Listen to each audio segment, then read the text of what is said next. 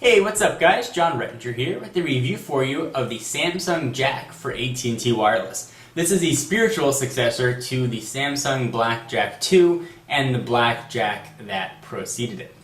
So this will run you $99 on AT&T after rebates and 2-year contract.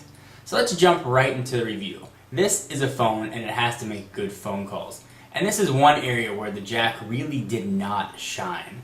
It was dropping calls left and right with full 3G signals. I thought maybe it might be an AT&T network issue, so I swapped SIM cards and tried it in 2 other phones, called exactly the same number in exactly the same place, and I had great call quality with no drop calls. So I think the cell radio in the Samsung Jack may not be the best, or at least in this unit wasn't the strongest, so definitely be wary. So now that we have that aside, there are a lot of positives about the device that I want to talk about. The first is the on-screen QWERTY keyboard.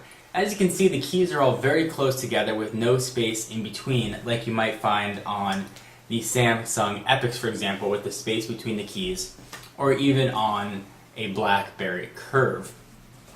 It's very similar, in fact, to the BlackBerry Bold. The keys are large and have rounded edges, and I had no problem getting used to typing. Really, after just about 20 minutes of use, I was going with probably about 90% accuracy, which I think is as close as you can get on a device with a QWERTY keyboard like this. You're never going to have full accuracy of a standard keyboard. So the keyboard really is one strong point of the device. I should mention though that since there's no space between the keys, it's laid with just a single sheet. The keys actually are one entire piece of plastic. So if you push in the middle, you can see a little bit of give. It was a tiny bit disconcerting, but not bad, just something to keep in mind.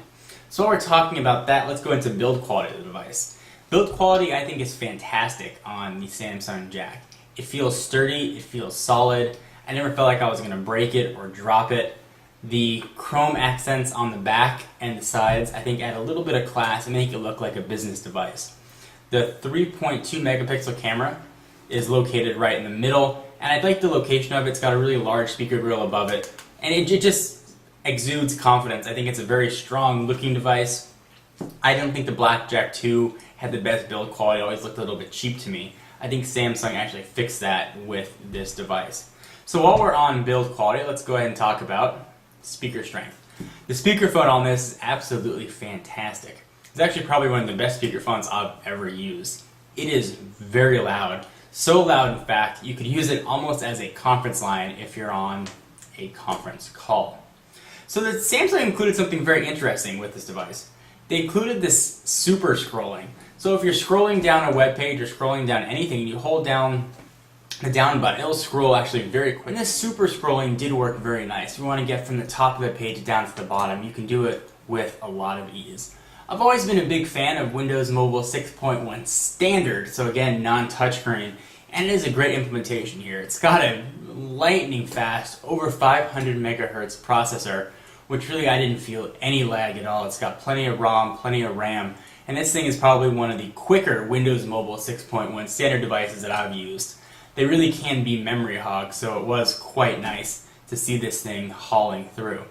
So one other thing that I want to talk about, I've been testing this device while I'm testing the Curve 8900 for AT&T, and even just holding the two next to each other, it is very apparent that the screen on the Jack is much lower resolution. The Jack has a 320 by 240 resolution, whereas the Curve has a 480 by 360.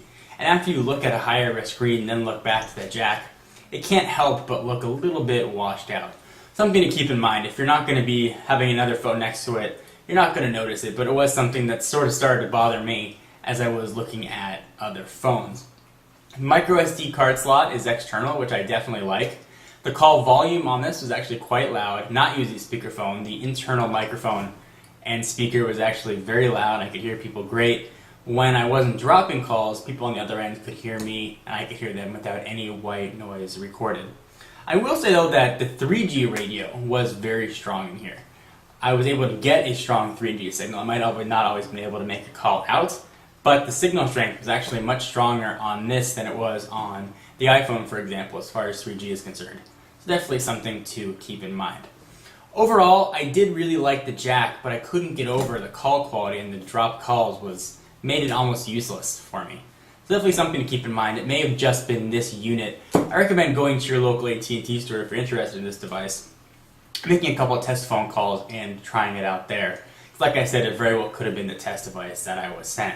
Samsung generally has very good call quality, so I'm willing to give them the benefit of the doubt in this case, and just assume it was a bum phone. So guys, in conclusion, on a scale from 1 to 5, I'd give the Samsung Jack a very solid 3.5, with the only knock coming from the very regular drop calls. Taking that out of the equation, assuming that wasn't a problem, I would have given this a very, very solid 4. Call quality when it worked was great. Battery life is fantastic. You'll easily get 2 days or up to 15 on standby. It's got a really hefty battery in it. Wi-Fi signal strength was strong. GPS was very quick to lock onto the satellites. Everything worked as advertised, with the one exception. So if you're in the market for a Windows Mobile standard device, I think this really is a good choice.